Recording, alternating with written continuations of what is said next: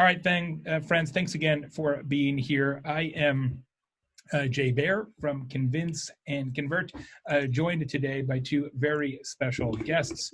Zanti Ho leads our strategy department here at Convince and Convert. Lauren Teague is one of our strategists at Convince and Convert with an emphasis in social media. Zanti, Lauren, say hi to everybody out there. Hey everyone, I'm coming to you from Brooklyn, New York, and I'm really glad to be here today.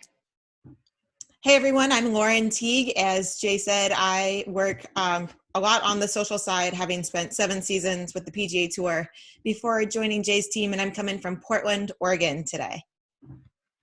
Thanks, ladies. Appreciate you being here as well. Lots to do. Why did we put this together? Well, the question around social is this. I mean, you can't stop everything, at least not forever. You got to stay connected to your customers, your prospects, your business partners, your own team. And social right now may be the very best way to do that, but you probably can't just use the same social media content calendar, the same systems that you used all along. It's probably not going to work, at least for many of us. So what do we do now? What changes probably should be made? And that's what we're going to talk about here today. 11 things that you must adjust in your social media during these crazy days. First thing, Zanti, I think it's for you. Thanks, Jay. So, as you may imagine, right now there are a lot of circumstances in which your operations on the social media side are going to be affected, but your operations within your organization are really impacted. So the first thing we want you to make sure that you're doing is that across all of your different social media channels, make sure to change your bios or descriptions so that they specify the ways in which your operations have been affected. Now, this is particularly important for organizations that have physical locations, but again, many organizations in different industries will be impacted. So let's go ahead and take a look at an example.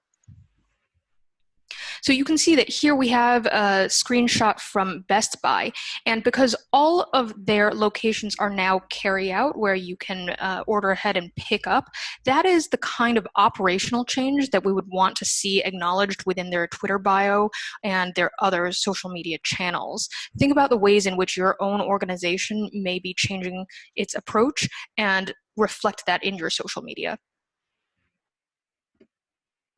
Another example of this is from Boston University, and you can see that they are using a highlight within their Instagram page to specifically provide information that's related to COVID-19. That's a great second option for you to use. So think about how you use your specific channel and provide the information that's really pertinent to your audience within those spaces.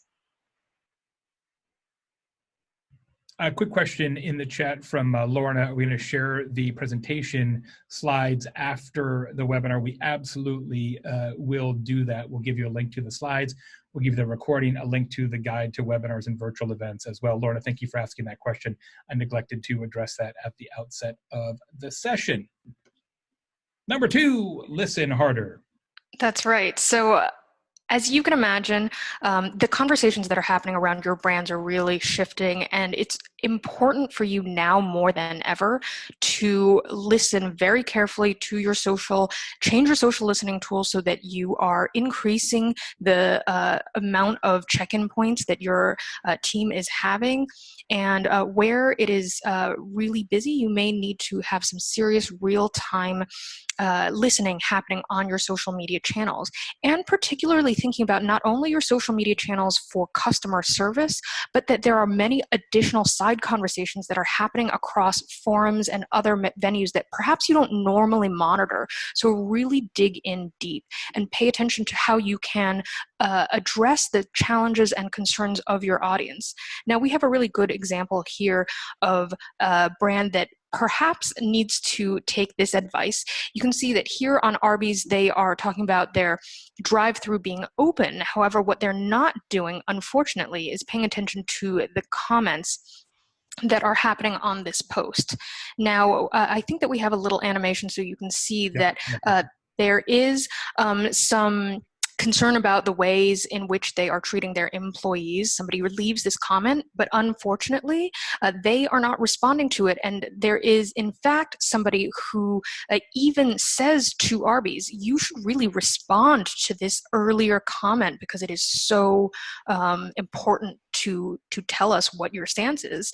And yet Arby's does not do that. So these are the kinds of conversations that are going to be happening more during this time as everybody's on a very sensitive, emotional edge more than usual. So make sure that you understand what are the conversations that are happening for your brand, and make sure that you have the internal response protocols and plans dialed in for your team so they understand what they should do, what they should escalate, etc. Yeah, you don't really think of Instagram as a customer service channel, but the deal is anywhere you exist right now is a customer service channel. And you don't get to pick, right? The customers pick where they want to get in touch with you. And if that happens to be Instagram or TikTok or Snapchat or any other places that weren't historically service, outlets, that they may very well be. So you just have to listen a little bit harder. Lauren, did you want to add something there? Yeah, well, to that point, you said it's where your customers want to go. It might not be even where you have a presence, right? So, for example, Nextdoor is kind of on fire right now.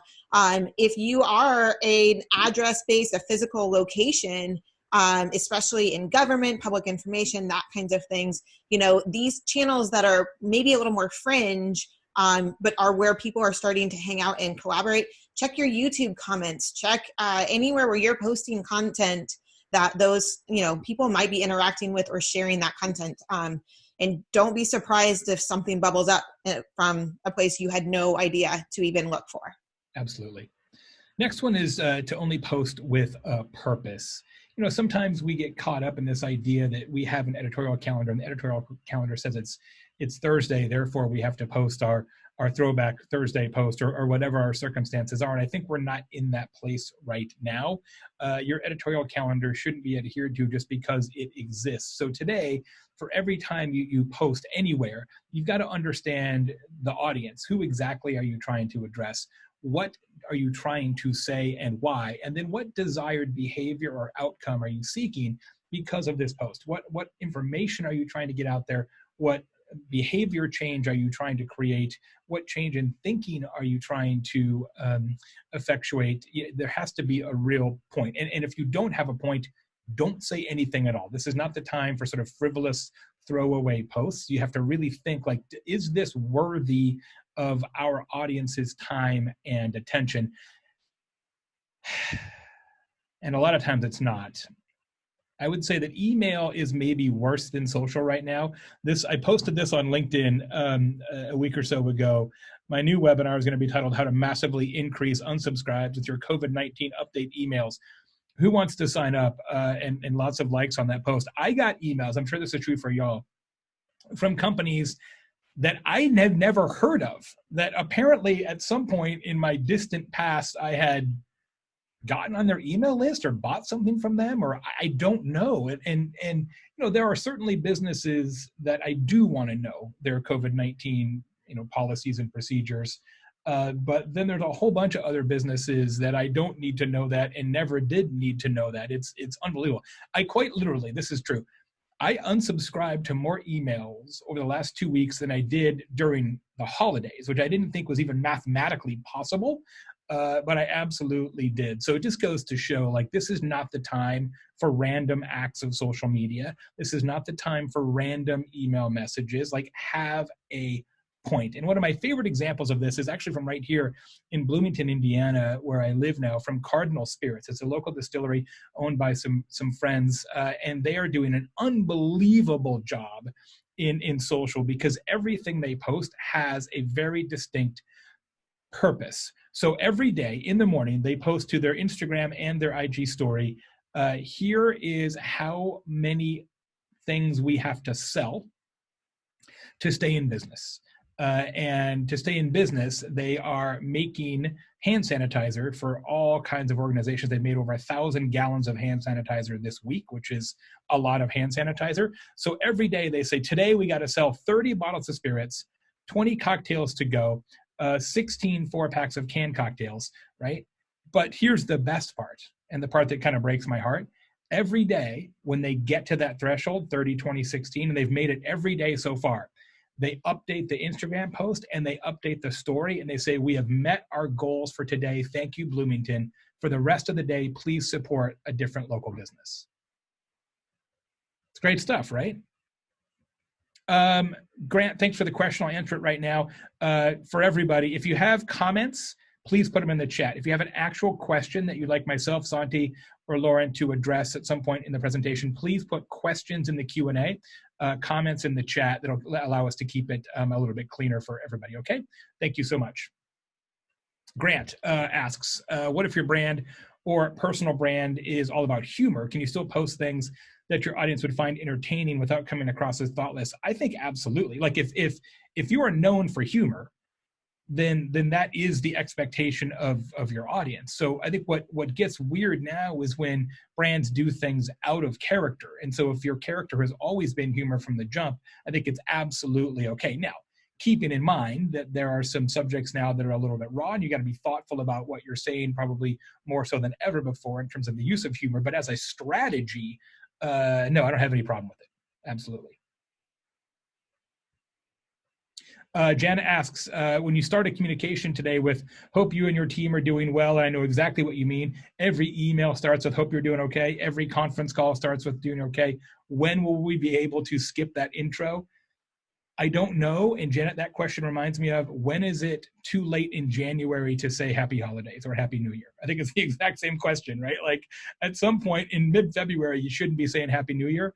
And at some point, what is now befallen all of us will be the new normal, and will be so normalized that we won't feel the need to start every email and every conversation with it. Yeah, Carol Klimas says that Chubby's, which is a brand I support, a manufacturer of men's casual wear, absolutely, they're still using humor. They haven't changed their brand positioning at all. Great example, Carol. Absolutely, completely agree. Yeah, I think like Tina says, like we all need a little humor right now, and I think if your brand is known for humor, definitely keep that voice, but keep it, tasteful in, where you want to go with that, and then reevaluate if your brand voice is more snarky or sarcastic.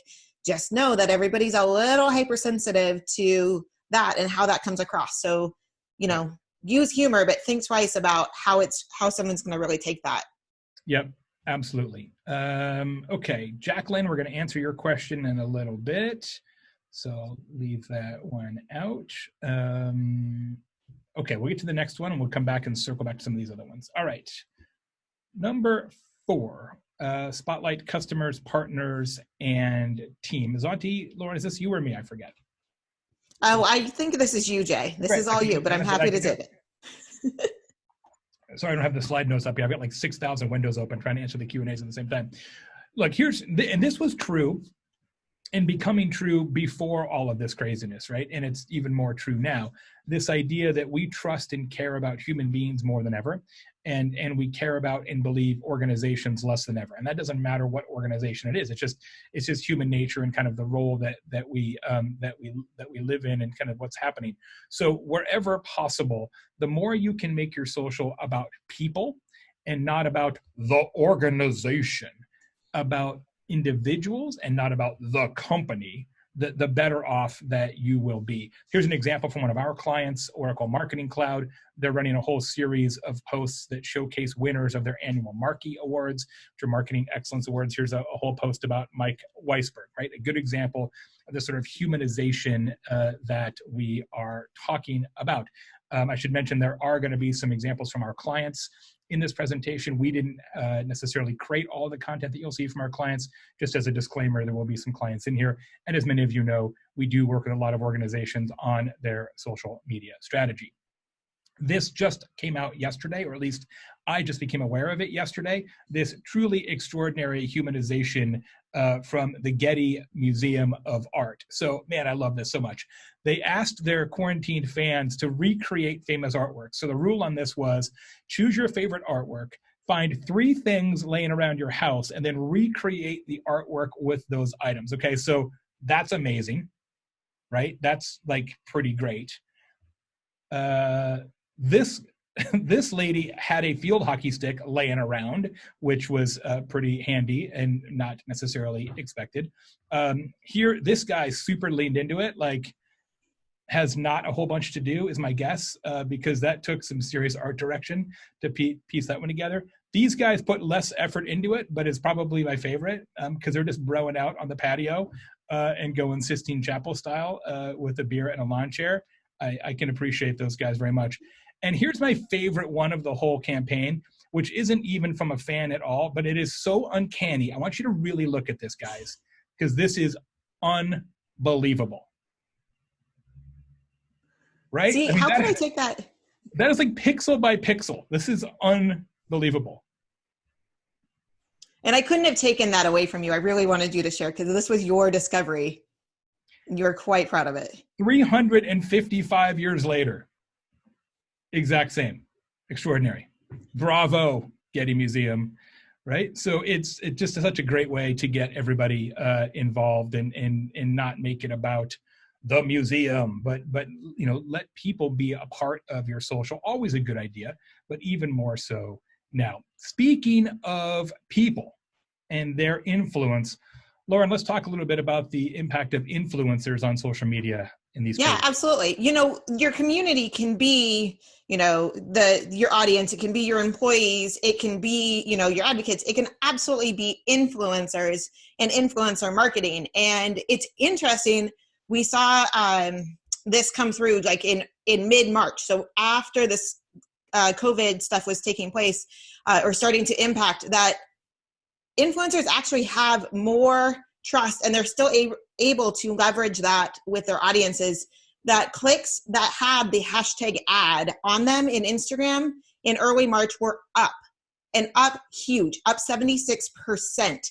And so this is a really good time. Influencers have really leaned into the with me, the at home, and that kind of content that they're producing because they can't necessarily be out on beaches without getting, yelled at by the internet. So they're definitely doing a great job of doing that with me content. And that's a great opportunity for brands who might have to kind of pivot on their marketing strategy. So reaching out, discovering those influencers who are already part of your community and leveraging them. One of the best examples that we found this week was that Instagram themselves have actually doubled down on influencers, and they partnered with the guy who runs Dude with Sign. And this is really awesome. So Dude with Sign has about 6 million followers, and he actually partnered with Instagram and the World Health Organization to do a carousel series of posts. And as you can see, it's actually his first highlight. On his Instagram, it says COVID, and he's using the actual donate stickers to help support different organizations. So it's supporting the CDC, supporting the food bank, supporting direct relief, and he's not doing anything outside of his norm, but he's using it on behalf of Instagram and the World Health Organization to do a little bit for good. And I think this is just a really great example. Now, you don't need to have or go find an influencer with 6 million audience members to make this work for you, but it's a really nice way to, look inside your community and then look who is actually part of that community who actually does have an audience themselves.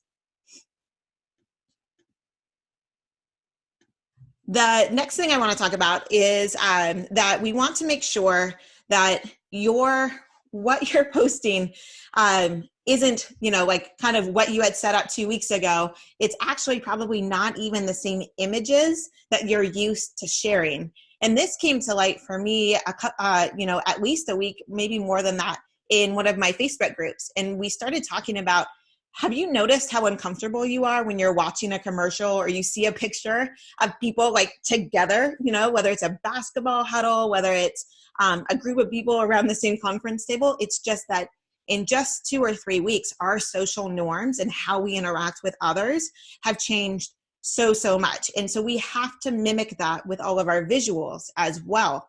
So we want to make sure that those are definitely in context. It's interesting. I think, Jay, you had talked to the people at Pattern 89, and they actually said that they had seen a 30% drop in images that actually feature this human-to-human contact, kind of like this one from Schwinn Bikes. And so this was just taken, I think it's like 9 days apart, right? So this is the before, what they would have had. Now they've gone to this much more like isolation, out on your own, that social distancing kind of imagery. And they did a great job of that in moving seamlessly through their social. So just making sure those visuals stay in context is so, so important. Yeah. And then I'm going to pass this to Jazanti, but I'm actually going to launch the first poll, Jay, if you don't mind. I know we didn't get it launched before, and it kind of goes to this next part about publishing times. So if you guys see this poll coming up, and just let us know again what changes you've made to your calendar as Zanti talks about publishing times. Thanks, Lauren. I think that's really helpful. One of the things that you may have noticed is that your life, your schedule is pretty darn disrupted during this time, right? The ways in which we run the patterns of our lives have changed. And that is true for our audience as well. So when your audiences might be consuming content and how they are consuming them in the terms of their lives is going to be really different. And therefore, what you will see is that you need to try new formats and publishing times and reestablish what are the baseline norms for your brand. So you may have found that previously video did well for you, or carousels, or text, and now what is actually going to be most effective in your communications may change. So it's really important for you to not only be testing those new formats, but really think about the publishing windows. We mentioned on the slide here that one of the things that has changed is many of us have realized, well, without a commute, I don't listen to podcasts as much, or I don't read certain kinds of articles. And because of that, it's not that you don't want to get information from these organizations, but those things have changed. So I think that that's something that's really important for you to consider. Let's go ahead and take a quick look at the poll and the results. I think one of the things that you see here, thank you so much for participating, is about 30% of people said that the frequency is the same, but the content is different, while another 28% said reduced frequency of posts as well as different content. But it's really all over the place, as I think we saw very early in this overall presentation. We want you to think about the fact that there are opportunities to, again, continue to use social media, but really use them in different ways. Now, going back to the presentation, let's go ahead and go to the next slide, and we can take a look at some additional data points here.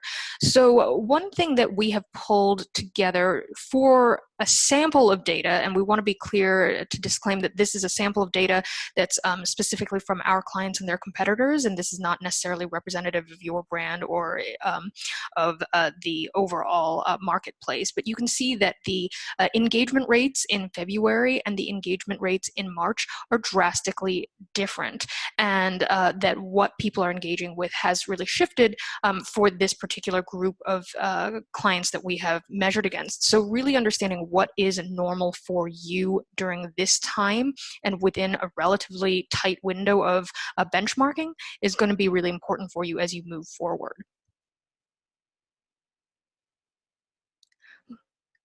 The other piece of this, as I mentioned before, was publishing times, right? So again, if people were previously commuting and consuming your content, then that changes with the fact that we have no commute, right? So when people might be consuming content might be later in the evening when their children are put to bed. So again, this is sample data specifically from our clients, not representative of broader industry trends, but something that we saw within our own clients was that you can see for our financial services clients, the best time shifted to 10 p.m. rather than 10 a.m.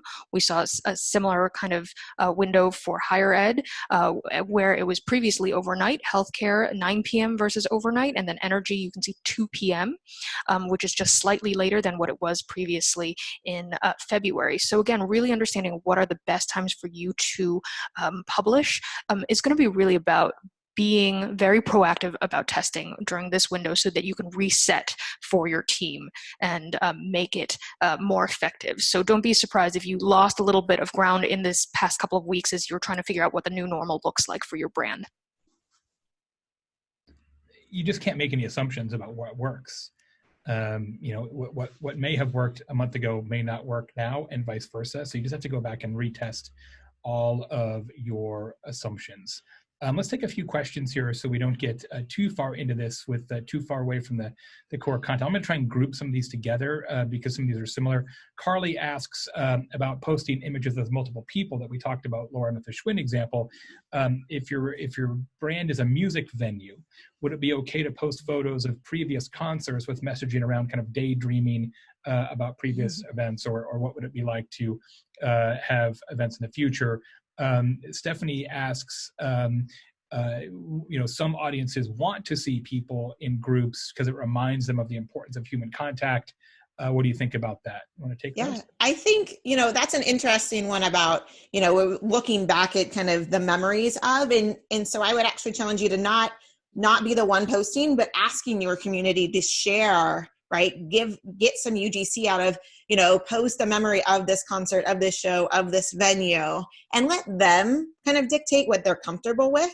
And then you can kind of start to see that you can share some of those things as well with their permission. So to do that. And I think that there is absolutely the thing about, missing human contact.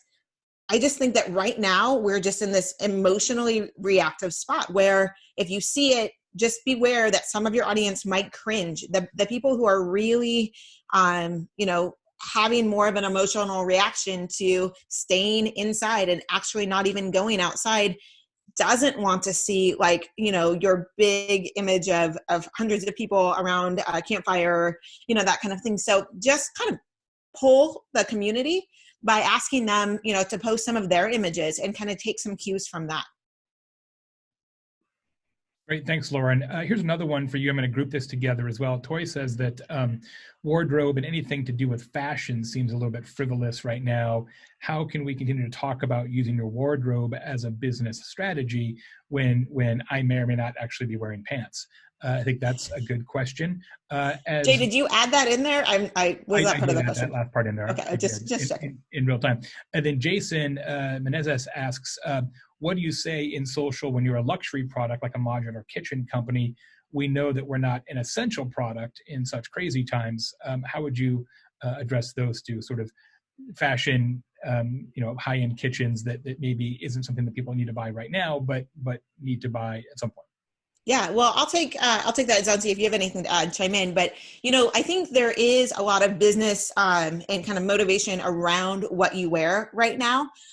We were joking, before we even started the webinar about, hey, we took showers today, like go us. Like for me, this is the first day I've actually put on a full face of makeup in like 6 days. So, and I am actually dressed because you know what, getting dressed like fully in workwear, even though I've been working from home for 5 years, it does make a difference into how I show up on camera and how I show up to the clients. So I think there's absolutely some things that you can tap into there from a fashion side to say, just because you're at home, you can wear the most comfiest lounge sweats, or, you can look like, especially with holidays coming up, Easter and whatnot, it's okay to say, to tell your customers, it's okay to want to put on the things you would have worn, the things that make you feel good. And that's not always going to be our sweatpants if you're wearing pants at all.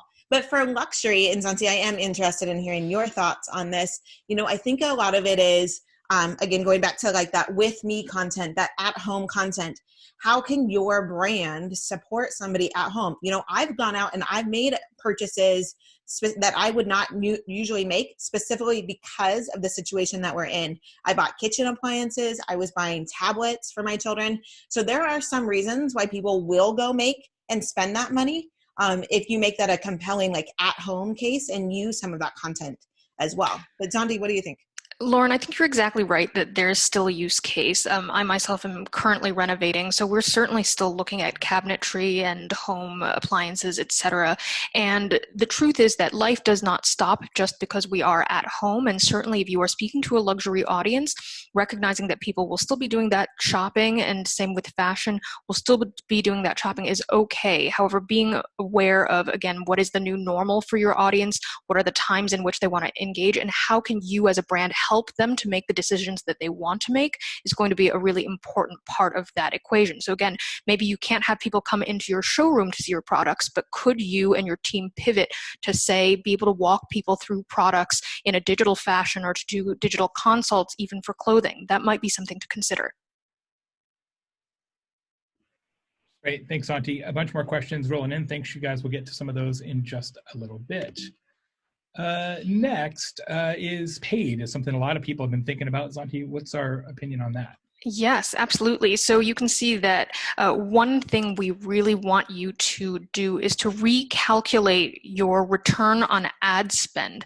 While your initial reaction may be to stop or curtail your social ads, and in some industries that might be the most drastic measure that you need to take, the truth is that social ads costs have dropped, and it's made ads not only more affordable but accessible. And so this is a really good time for you to be testing advertising. But the thing that you have to keep in mind, just as I was saying with the times, is that you need to reset your expectations. Click-through rates are dropping as well. So understanding what is effective in social media advertising is a really important part of your strategy at this moment. Go ahead and spend, but understand that the testing portion and what is normal is going to be different. Let's look at some data that helps support this argument. So you can see that this is data from Social Bakers, and on the left, we have our cost per click, and you'll notice right there at the end that we have a slight drop in March. So the cost per click during that window has gone down. But at the same time, in the right-hand chart, you'll see that our click-through rate has also gone down in March. So again, what is less expensive might also result in fewer clicks. But in a little bit, Jay's actually going to talk about a couple of examples of how we can shift the conversation so that you can have different kinds of conversions that are going to help you in that particular situation. And of course, it's industry specific as well. But this is aggregate data across all types of businesses. You're seeing ads less expensive, click-through rate going down, which is interesting. People are using social more, but they're clicking on brand and organization posts less. But again, there are certainly categories where they're having great success in social media, healthcare, and others in particular. Which brings us to our next point, which is this idea of elongating your sales funnel. People still want to buy. They just may not feel like they can buy right now, either because they're uncertain or they don't have the disposable income that they thought they had. But that doesn't mean that people don't still want to buy stuff and they're not still desirous of products and services.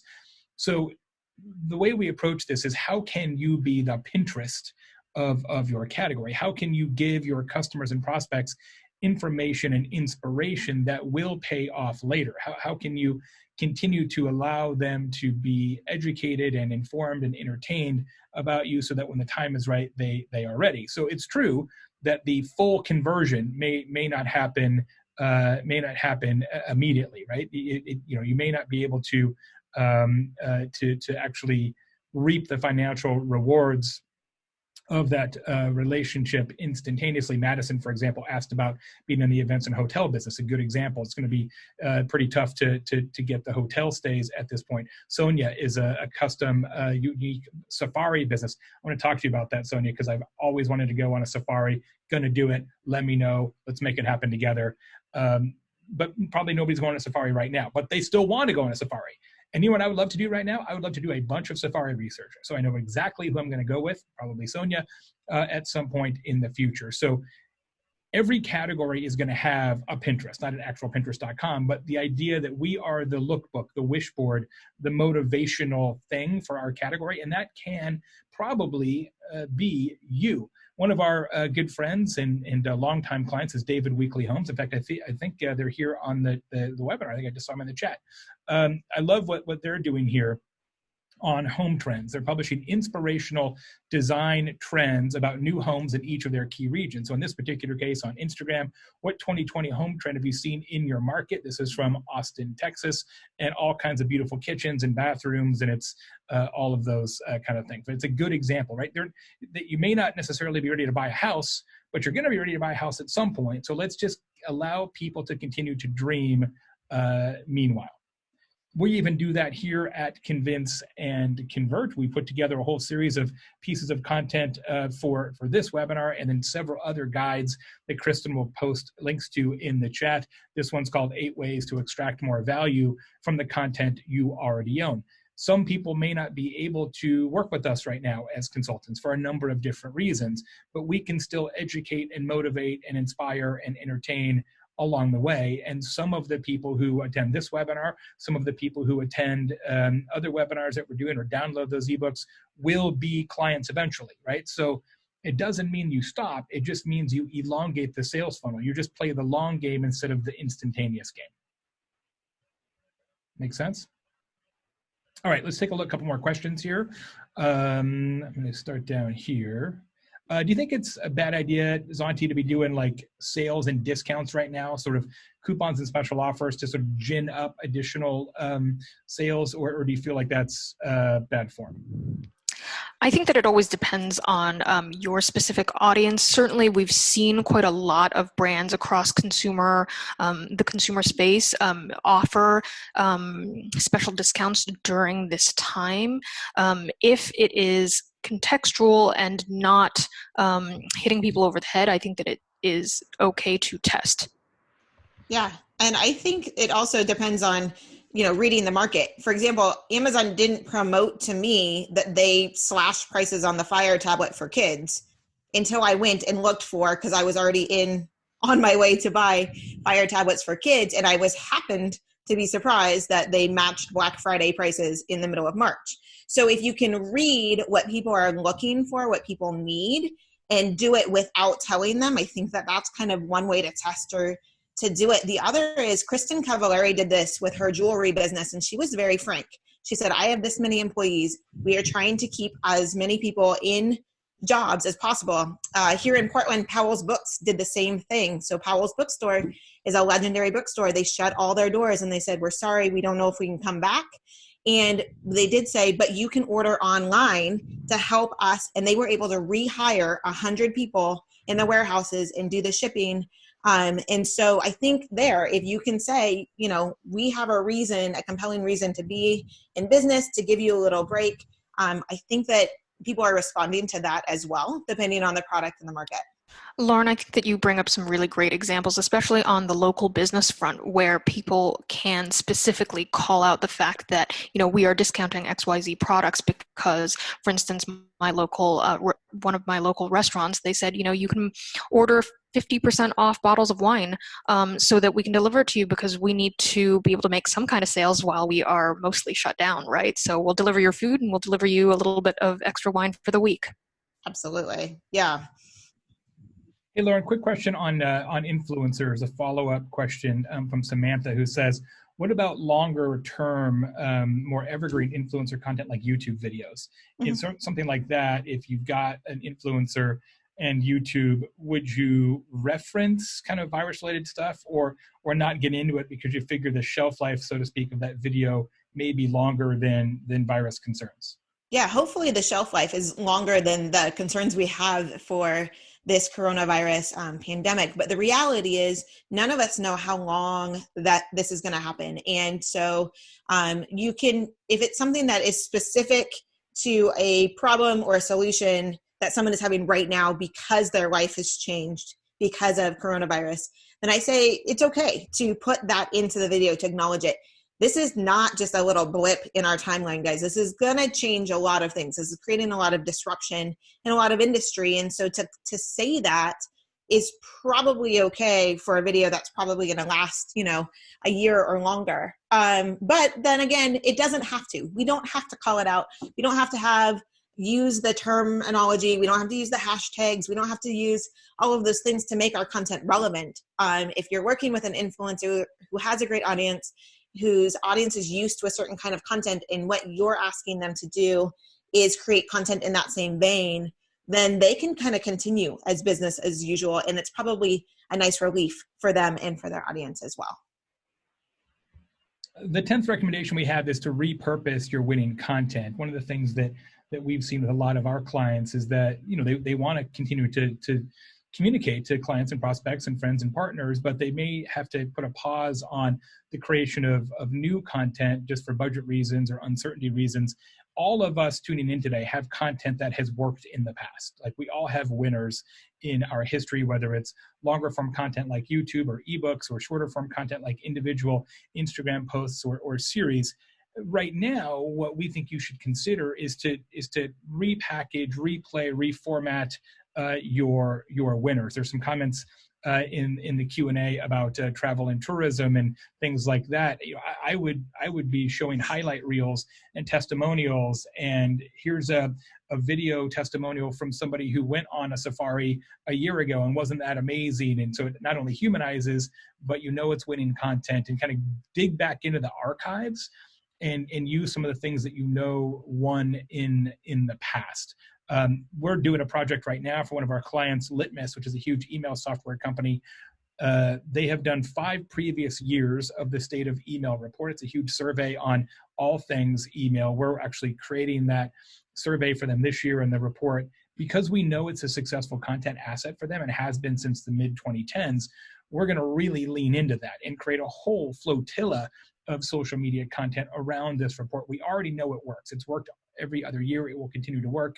So find the things that have been successful for you in the past and double down on those. Not only does it reduce your risk of failure at the piece of content level, but it also creates a lot of operating efficiencies because you're not having to spend time, money, effort, energy on making brand new things from scratch. And actually, we have a guide on how to do that sort of content repurposing and atomization is what we call it approach. And Kristen will put a link to it in the chat if she hasn't already. And the last point that we have here, I think, answers a number of the questions that are in the Q&A. We'll go through and answer them here when we conclude the prepared remarks in just a moment.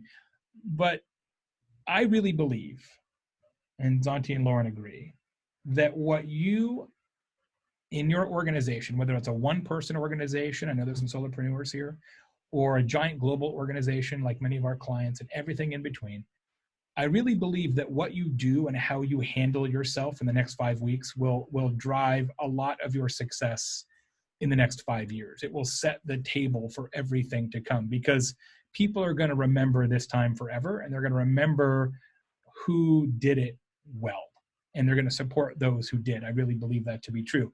And you don't have to sell to be successful. You just have to figure out what you can do to help and make that happen. I wrote a book once called Utility, Y-O-U-T-I-L-I-T-Y, which is about this premise. And if you just focus on being helpful, some percentage of the people you help will become customers eventually. And my good friend Rory Vaden has a saying that I think is particularly appropriate for these times. People have said to me, well, we're concerned about selling. We don't want to sell. We think it's in bad form. What Rory always says is what I'll tell you here today. There's no need to be nervous when your heart is on service. And if what you are doing with your social media is as much as possible about how can you help your customers, partners, friends, employees, then whatever you're putting out there will typically be embraced. Some examples, some of you are familiar with Krispy Kreme and their new initiative to give free donuts to all healthcare workers, which is an extraordinary statement of support. I love that. Every Monday, dozen free donuts for all healthcare workers. And right here in Bloomington, I told you my friends at Cardinal Spirits, the other fantastic small business example from right around the corner is my good friend Jeff Meese owns a number of restaurants here in my town. He owns a pizza place and a cafe and a brewery and several other restaurants, as well as a catering company.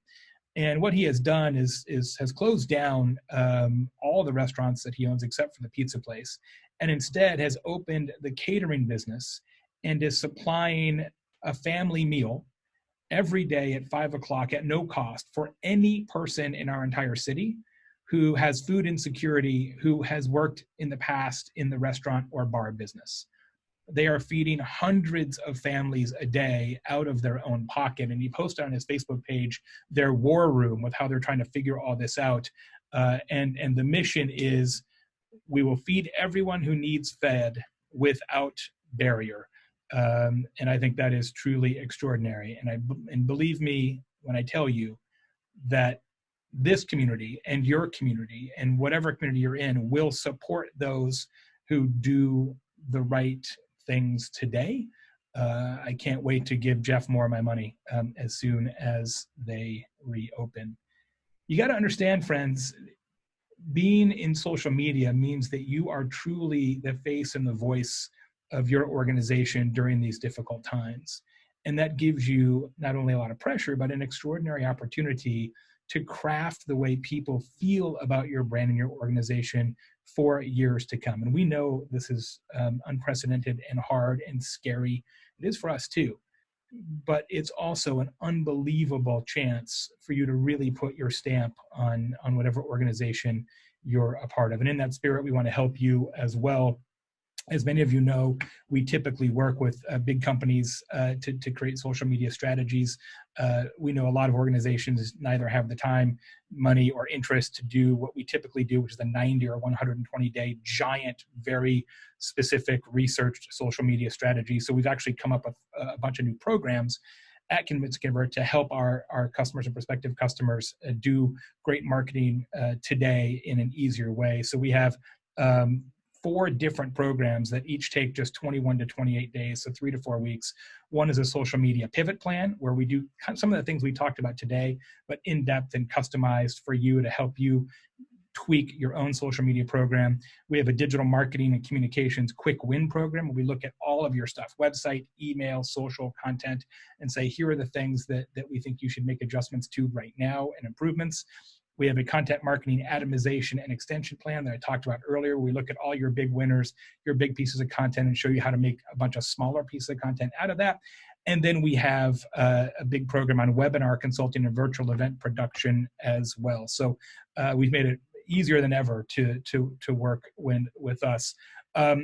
So in that spirit, and we'll take some more questions here in just a second, if you are interested, recognizing just in full transparency, typically, our programs are $60,000 to $80,000. The programs that I've mentioned are going to be just around $15,000 and quick, easy in and out. If you're interested in a no obligation, no charge call with myself, Zonti, Lauren, or anybody else on our strategy team to talk about your business and what you can do in these uncertain times, just say me in the chat. Just go into the chat room right now, type the word me, and we will follow up with you at some point. We're not going to be able to get to everybody instantaneously, obviously, but we will do the very best we can as quickly as we can. My goal as the founder of this company is to make sure that as many people as possible succeed in these uncertain times. And I believe that if we help enough people succeed, we will also succeed. But it has to be in that sequence. It's not about convince and convert, it's about you. And if we can be of assistance, we absolutely want to do that. I am Jay, she is Zonti, she is also Lauren. I'm gonna jump into some other questions right now. Zonti, why don't you riff for a second while I organize these a little bit? Sure. Well, as we were saying, looking at all of the different comments, it sounds like many of you recognize the opportunities that we have to use social media as a powerful channel to communicate with our audiences and understand what is the new normal. With that in mind, obviously, we've gotten lots of questions already, and if you do have additional questions, please do type them into the Q&A box. If we don't have the opportunity to get them here, again, we'll try to use them in other ways. I think that Kristen on our team has also provided you with our email address, info@convinceandconvert.com, if you do need additional follow-up so that we can continue to help you. And we really look forward to answering these questions. Again, we've gotten tons of good ones so far. If you haven't gotten a personal response to your answer in the chat so far, again, we'll try to tackle them here. If you aren't able to stay on with us, again, this will be available for replay, so we will be sending it out to you. So please don't feel guilty if you do need to drop off at the top of the hour. But again, stick around as long as you can if you are available, because we would love to continue this conversation with you. All right, Jay, how are we doing? We're doing great. Thanks, Santi, and thanks to each of you. Great question. Tina asks, are we going to do a higher ed focused webinar? As a matter of fact, we are. We are doing a webinar next Thursday at 2 o'clock only for higher ed. Some of these same issues, not strictly around social, but higher ed marketing and communications in general, including social media. I see Jamie in the chat. She's actually one of our panelists. She's from the University of Texas at Austin. That's going to be Thursday at 2 o'clock. Kristen just posted the link to the higher ed webinar in the chat. If you're in higher education, colleges, universities, etc., please do attend. Feel free to tell your friends, but it will be focused only on that industry, which is one of the businesses that we do a lot of work in as well. Thanks. We've had several questions, Lauren, and I'm just going to kind of group them together here. Taylor is one of the queries, and there's a few others about nonprofits. So if you're in a nonprofit and you rely on donors may not be eager to be donating right now because they're thinking about their own monthly expenses, etc. What is your recommendation for how they do storytelling and social at this point? Yeah, I love this question. It's near and dear to my heart because I'm also the co-president of a co-op preschool, and our fundraiser was supposed to be in 2 weeks from this weekend, and we are facing this, on a personal level as well. So certainly purse strings are tightening. If you had an event planned, you likely have to either postpone it to later in the year or have some sort of virtual event online. So like Jay says, like pivoting to storytelling, bringing the stories of the why, and also how your organization can serve in some way, shape, or form your constituents, this way. Whether it's, I've seen great social ads in my newsfeed addressing, challenges that I might be having with my family, right? I have young kids, and they're actually pulling some of those heartstrings. Tons of educational resources out there right now. So if you don't have something to provide, see what you can curate or collate and make that available. So be an amplifier for other things, other services, other partners that you believe in that can help kind of piggyback on that story. So if you don't have something to put out there right now, see what other people are saying. See if you can add your own kind of twist to it, make it relevant to your audience, and share it, retweet it, that kind of thing as well. Another thing that we've seen a lot of is kind of using the technology to do more personalization in smaller groups. So use Zoom to get all of your people together, as many as you can, in a virtual meeting. If you don't want to use Zoom, use House Party, use Facebook groups, use the giant FaceTime party feature, something that gets people together and gets them talking, and ways to connect your community, be it a Facebook group, a live chat, that kind of thing. And then you're a facilitator in keeping that community together, and not necessarily just a content producer or a storyteller that way.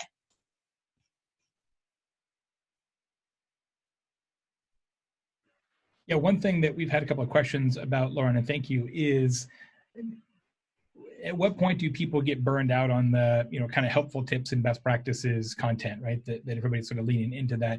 And I think we're reaching sort of that threshold for a lot of industries right now. And so for nonprofits in particular, I would, if possible, try and tell stories of previous donors, right? This is sort of like the Humans of New York idea, right? The donors of this organization, and could you a couple times a week just do a quick 45-second video that profiles somebody who's been a great donor in the past and a friend of the organization.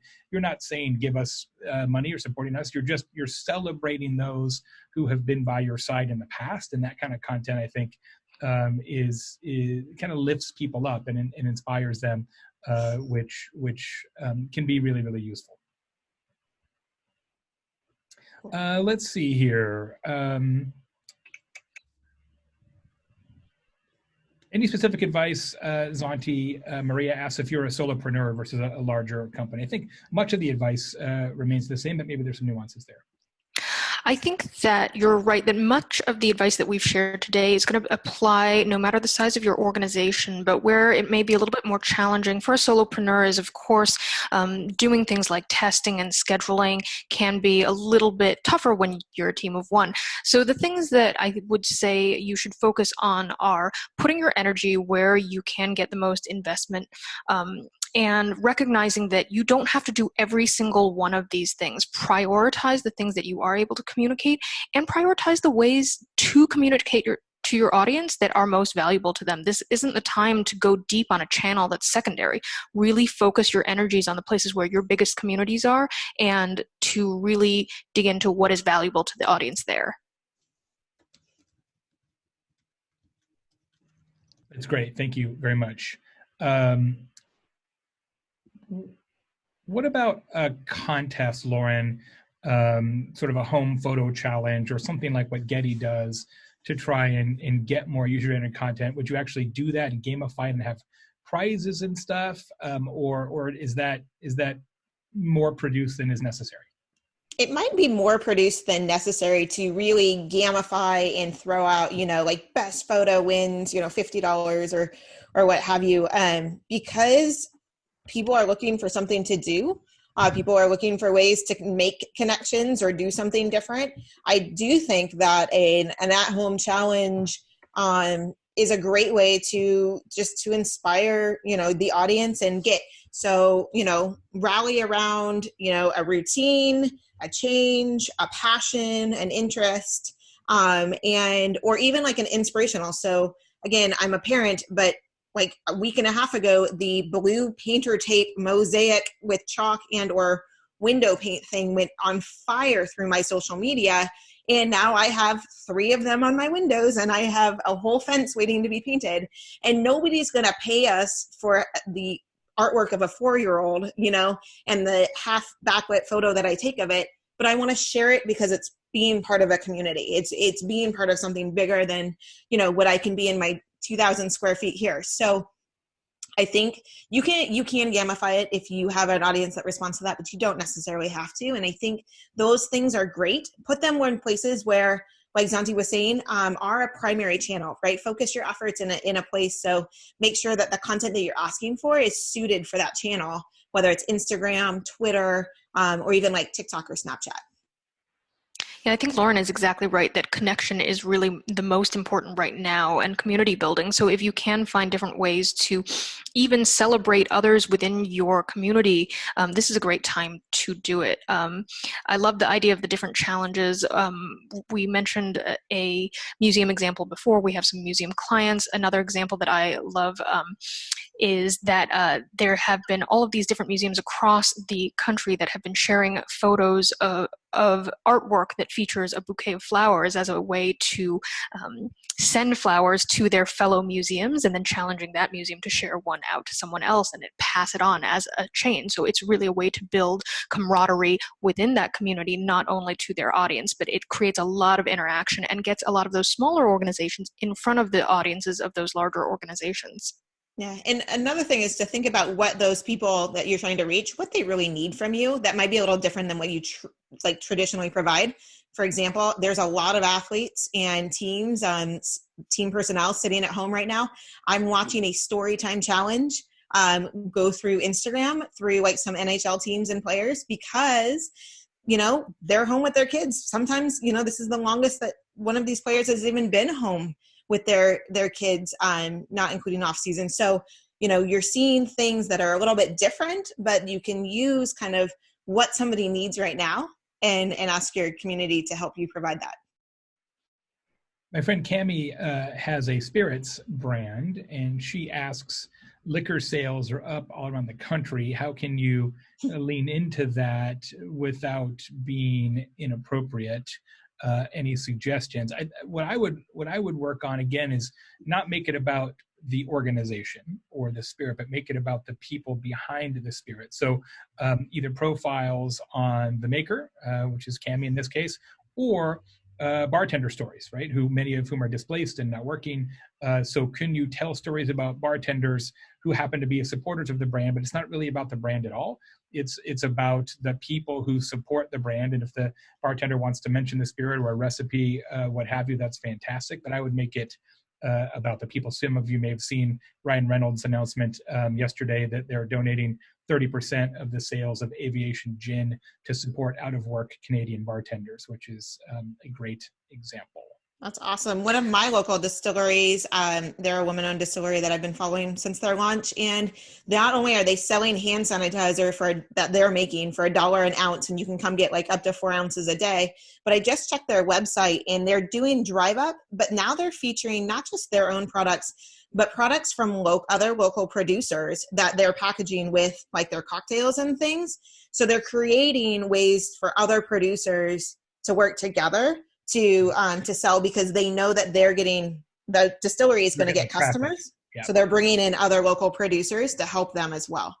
Yeah, absolutely. One of the small businesses near me is also doing a special offer where you can get a slight discount on a particular product, but all of the proceeds from the sales of that product go to one of the charities that is buying PPE for the medical professionals in their areas. So they're really using this as an opportunity of, hey, there's a lot more people buying our product. Why not use that for good?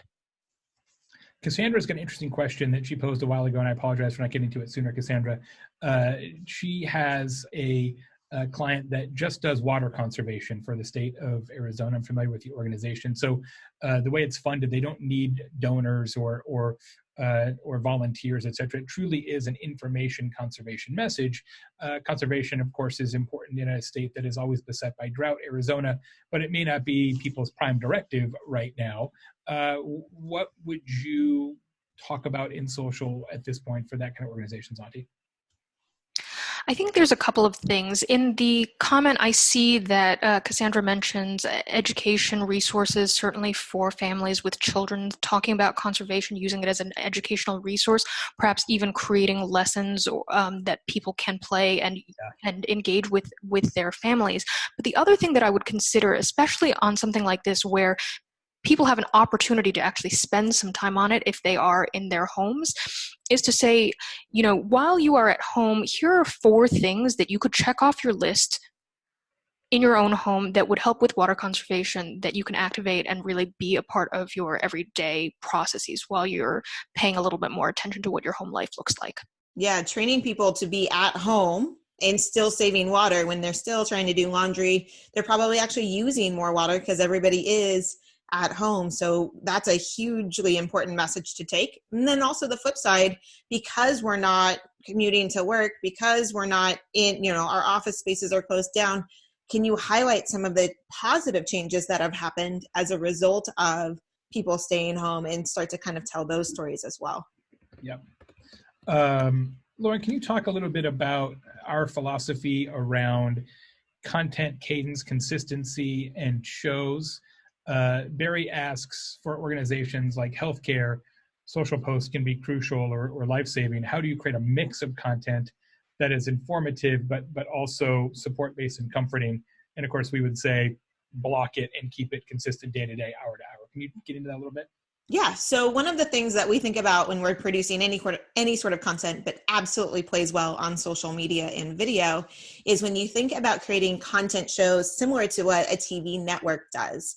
And the idea here is that there's probably a handful of different kinds of shows that anyone can produce. There's the things that you kind of do all the time, right? It's like those little social posts. Then there's the appointment-driven, kind of very steady types of shows. And that could be any sort of delivery. It can be a video show. It could be a podcast. It could be a social post where you're asking for comments or some sort of engagement that way. And that the reason why we call it appointment driven, or that's a must see content, is because it's the same format, the same time, the same day of the week. And so people get used to expecting that. Now, in this era of where literally things have been changing hour by hour, you might have a must-see show every day at a certain time. So in Kentucky, I know that the governor is actually sitting out at 5 o'clock local time and giving his briefings. Governor Cuomo in New York, his briefings have become appointment viewing for a lot of people. And so there's a way to do that with people in your health care organization, or helping you share that message to say that. And then we also talk about one-time only shows. So you might do something that's much bigger, whether it's another a live video, like a webinar like this. It could be a guide, an ebook, something that's downloadable. or something to give away that is a bigger. And so you're going to do like one of those a month, one of those a quarter. And that's kind of a different level of effort, but you can certainly atomize that and spin it into a lot of those regularly scheduled posts. So you're pointing back to that content. It's not just one and done. Zonti, Grant asked an interesting question. He said, is this an especially good time to build a Facebook group if you don't have one already, provided you can make a commitment to the community and creating content, or is it better to just participate in existing communities that already are in place online? I would say it depends on the community that you serve. If there is already a lot of desire for engagement, and this happens to be the timing during which you are able to launch this group, I think there's no reason not to go ahead with it, because the opportunity to provide people with an outlet for communication and for connection is more powerful than ever. However, I would not necessarily go out of my way to create a group if I do not have the kind of community that needs that specific form of engagement. If I have the opportunity as a brand to be participating in existing forums, communities, Facebook groups, Reddits, etc., where I can be of more service, I might opt for that route. So again, not knowing more details about your specific situation, I think that you have to look at what is the best route to serve the people that are in your audience.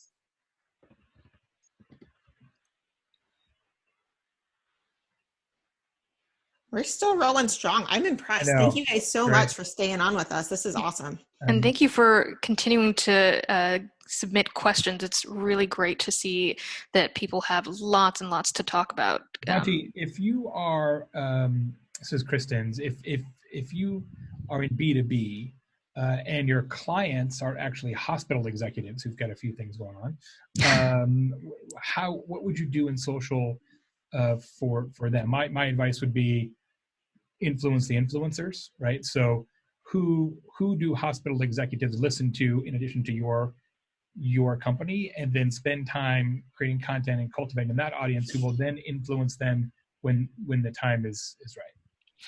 I think that cultivating influencers is a great piece of advice, Jay. The other thing that I would consider is, how can I make their lives easier in a time when they are getting bombarded by tons of information, right? Instead of saying, we're going to be posting a ton of information all throughout the week when you might not have the opportunity, how can we be helpful to you by curating things and really packaging them in a really quick hit, small, simple way, using a dialogue with your audience to figure out what do they need the most right now, and how could you communicate that to them in a really simple, easy to do way, might be the best thing you could do for them. The thing that I'm thinking about is almost a micro podcast, right? Something that's 5 minutes and under of the one thing that you need to know each day of the week. Just keep them really informed in the ways that is most valuable to them. And that might be, hey, what we need is the latest data on these 3 areas. Well, we can grab that every week and then keep putting out the micro podcast and make it really simple for them.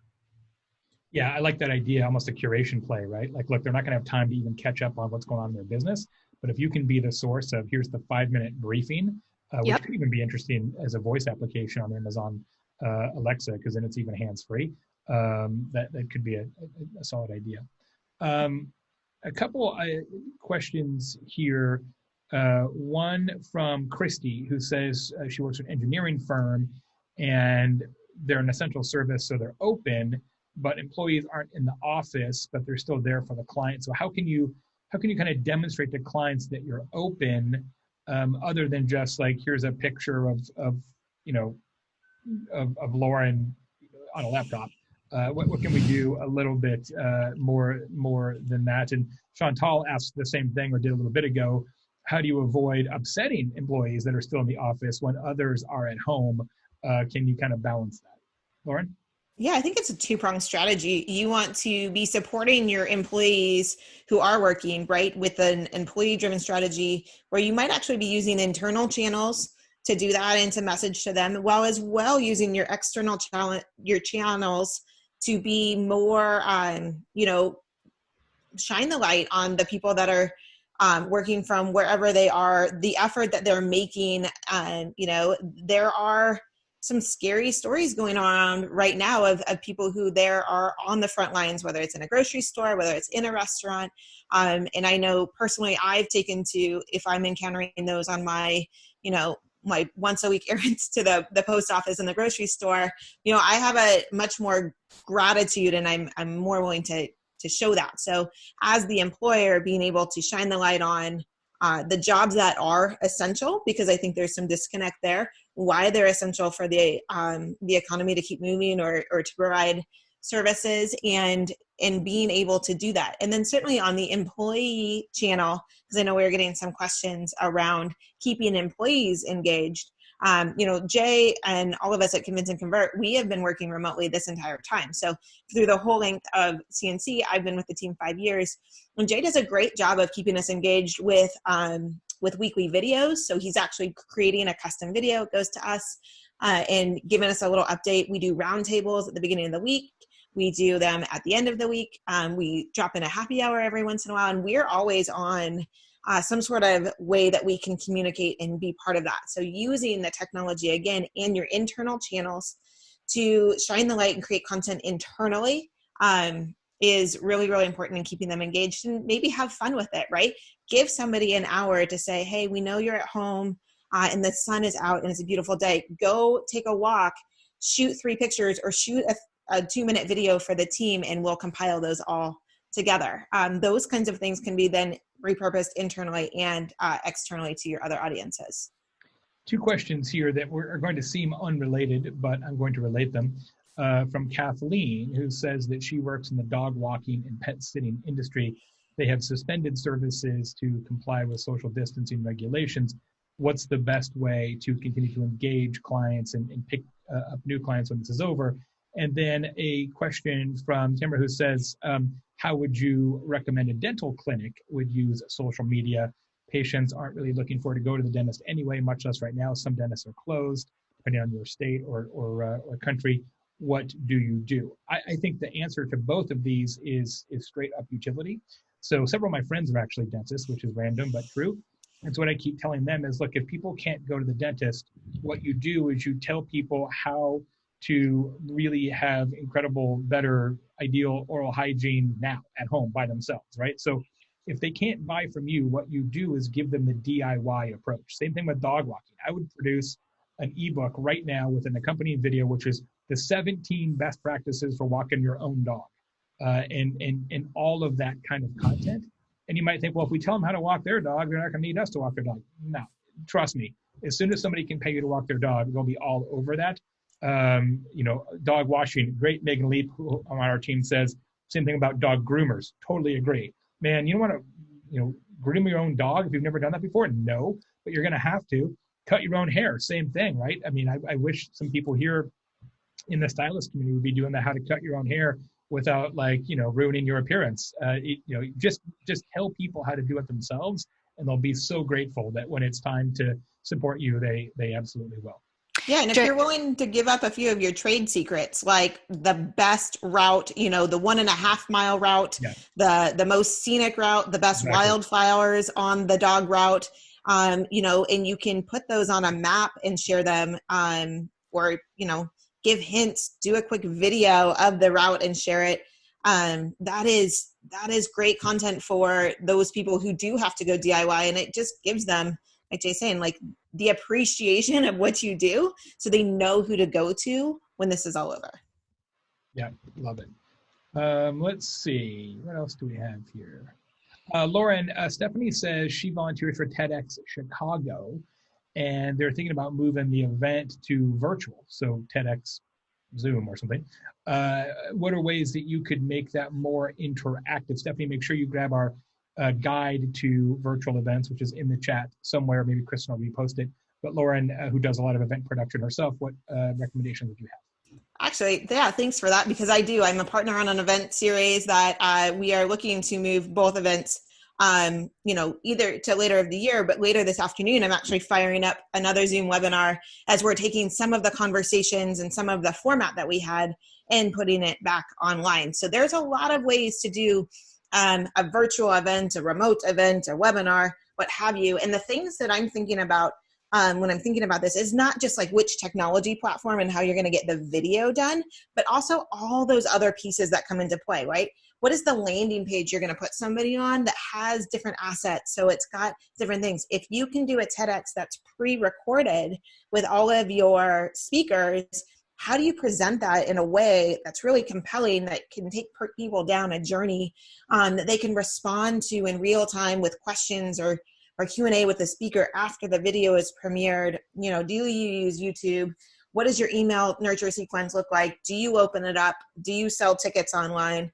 I mean, there's a whole range of things, and it's actually something that we're doing a lot with clients for CNC, something that personally I am doing for my own business. So would love to talk to you a little bit more about that. And ironically, Jay, I think your postponed TEDx was originally scheduled to be this weekend, wasn't it? Yeah, and it's funny, I was going to do the bed talk, right? So I was going to do the exact same talk that I was going to do at my TEDx from my bed. I even got a plaid bathrobe because I felt like that was on brand for me. But then I kind of realized, like, you know what? It's not a post with a purpose. The purpose is to show off what a badass TED talk it would have been. And that doesn't really educate, help, or inform anybody other than me. So I'm not going to do it. I may do it someday, but I'm not going to do it now. But yeah, it was a bummer. I was all fired up. It was going to be my first TEDx talk, and I was all fired up. And it is good content, but we'll sort it out later. I think that's kind of also the thing is, you know, who you picked as a speaker before might not be the speaker, or might not be the talk that your audience needs to hear now.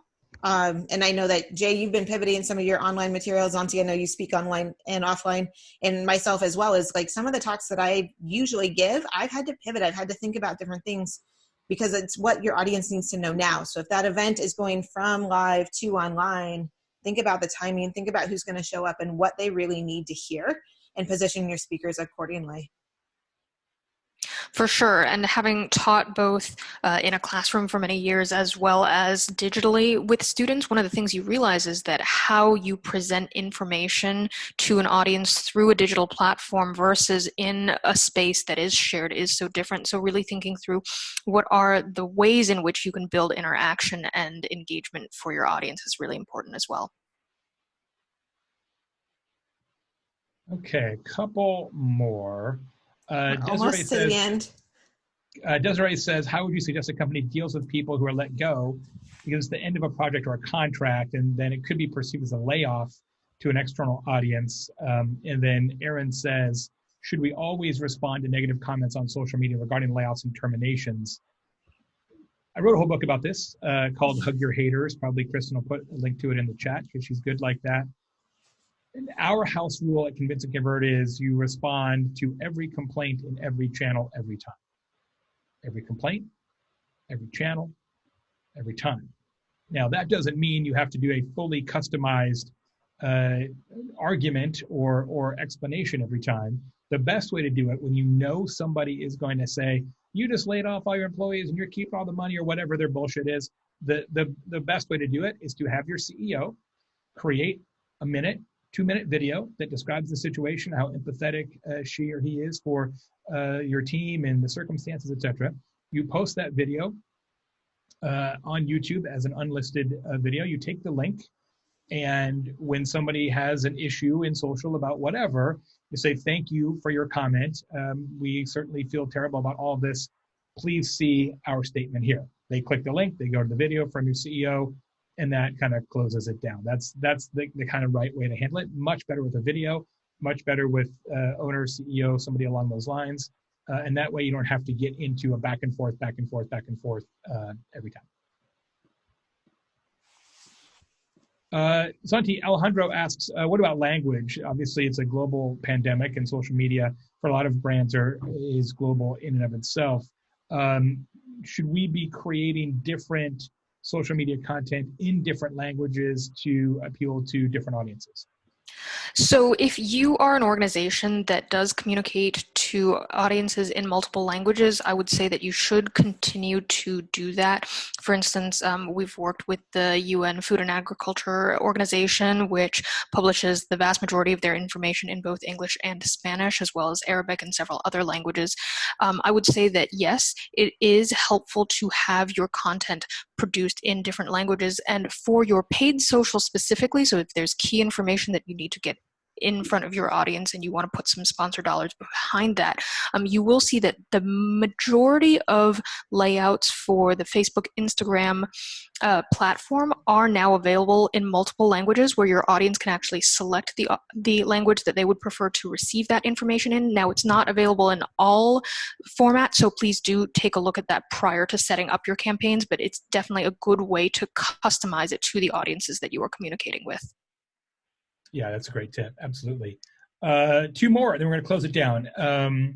Hoshea asks, her full-time job is in an essential business, so she's swamped. And because of that, she hasn't had much time to work on her personal business and do social and content there. What would you suggest? Here's what I would tell you, Hoshea. You probably have customers, satisfied customers, fans of your personal business. And some of those people are probably desperately looking for something to do, either because they have more time in their hands than they ever expected, and or because they no longer have the money that they had a month ago. I would go find a fan or a customer and say, guess what? You're now the social media manager for the low discount price of gift cards or whatever the circumstances are, or maybe just because they love you. You don't need to be making all your content. You don't need to be making all your social. Give a fan or a customer the permission to help you do that, and you will be better off for it. Last one from Jonathan, who wins the award for last question. Not that it was the last necessarily asked, but the last answered. Jonathan, you the man. Everybody's struggling in small business. Are we seeing TikTok as a popular platform for businesses trying to ramp up social interactions to keep their business relevant? Well, I guess I would say kind of. I mean, the net present value of TikTok attention is pretty small, right? The atomic half-life of TikTok attention is tiny. So if you are a business who really appeals to a younger audience, then you probably should have been doing TikTok before all this, and you probably should be doing it after all this. If you're just a business and you feel like, hey, TikTok is where people are spending more time now because they're looking to be entertained, that's not a strategy, right? That's chasing shiny objects, and I wouldn't recommend doing it. TikTok is not free. It takes time, it takes effort. And I always tell every single client when they say, should we now start doing this new thing? I say, sure. What old thing are you going to stop? Because you don't have infinite time, especially now. You don't have infinite resources or money. So if your desire is to go do something new, okay, I can get behind that as long as you've got a compelling strategy and you have a real good idea of what you're going to stop doing instead. And if you can make that case, then I'll support it. Yeah, I think that's an excellent answer. There's a lot of different things you could be doing, but if your people aren't there or it doesn't pay off, if it's not something you're going to be doing after the fact, yeah, then you might be better off making long form content or something like that. Or looking how to revamp your business in disruption. There's a lot of things that people are doing with their business right now that they didn't dream of doing 3 or 6 months ago, and it's making a huge difference because they're showing up in different ways. I'm doing a webinar in a couple of weeks, or maybe it's next week with Wix on this idea of revamping your website. Like, so many people have websites like, yeah, the website's not as good as I wanted it to be, or it's got these problems. Man, this is the time. Like, you're never going to have this opportunity again. Go fix all the things you've been meaning to fix before, right? And certainly that, home maintenance and all those kind of things, but even digital business presence, like, now is the time to take advantage of it. So thank you all for being here. We've had a super great time working with you and putting this information together. We wish you nothing but the best. Many of you are going to get a call from us at some point, setting up our 15-minute chat. If anybody else wants to take advantage of that, make sure you put me in the chat here right now before we close it out. As mentioned, we're doing a webinar next week on higher education. The link to that is in the chat as well, if that's your jam. We're pretty easy to find. If you haven't been or spent much time on the Convince to Convert site, you absolutely should. We have more than 3,000 articles there for business owners and managers about all things content, social, and digital. Also, a quick plug for our podcast, Social Pros, which is all about how to manage social media for medium-sized and large companies. You can find that directly at socialpros.com or anywhere you get your podcasts. Just search for Social Pros. Thanks so much, and a big thanks especially to Zonti and Lauren for their incredible contributions, and to Kristen Cardos on our team, and Kelly Santina on our team for making this all happen behind the scenes. You guys are the best. Stay well, be kind. See you next time.